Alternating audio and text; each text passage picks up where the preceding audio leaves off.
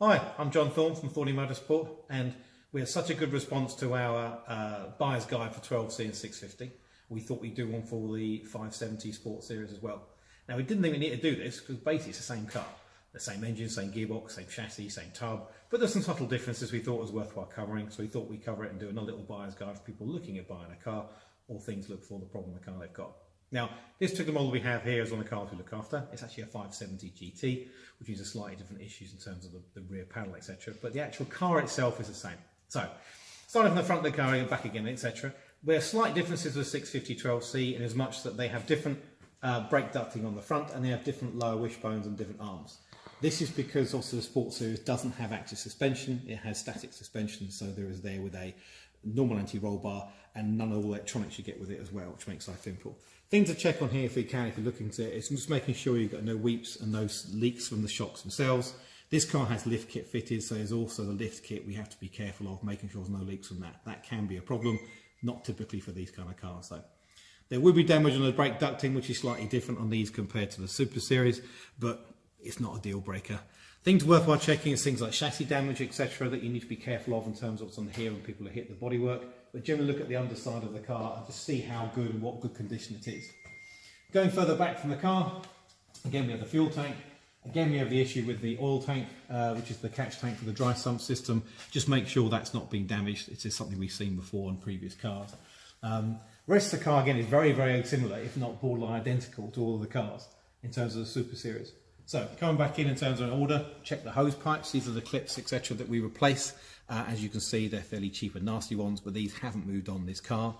Any oil leaks from the oil lines, again from the tank, also from the turbo feed lines, you will see residue of oil in various places, and all they are small little seals. Not expensive to do, but something to keep an eye on. Moving further back in the chassis, again it's looking for water leaks from the water pump, any kind of areas you go from here where you have a little plug. I can show you this little plug here. That is a common failure point, and you will have water coolant, evidence of coolant leak on these pipes here. The pump itself is about 600 quid, and again, if you get a leak from there, there's nothing to do about it.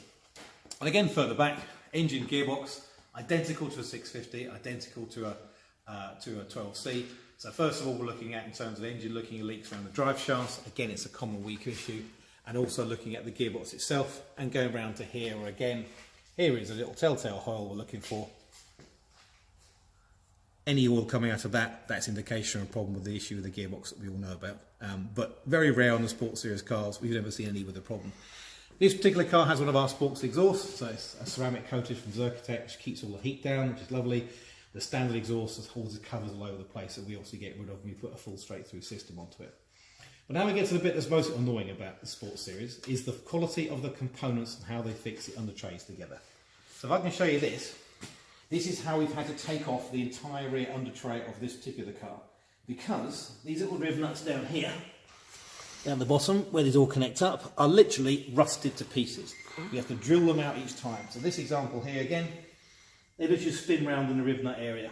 So we have to take the whole thing apart, drill them out, replace them with better quality parts, and make some, put them together. So this should be two wheel arch liners and a rear under tray, and it all comes up in one go because everything's seized together. So that's the common process behind it. Generally though, they're good cars, they don't have any major problems. Issues in terms of gearboxes and engines, etc., that we all know are pretty much minor.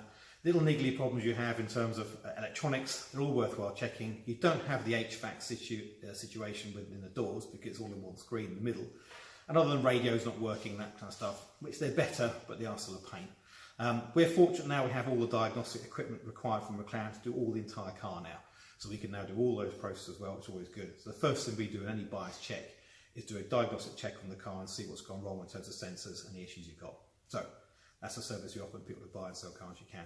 But we thought we'd do that one for the 570. Again, similarities to 650 and 12C are quite strong, but little niggly problems worth looking at. So if you're looking at buying a car or in your own car checking out it, those are things to look for and go from there. Okay, hope that's useful. Talk to you soon. Cheers.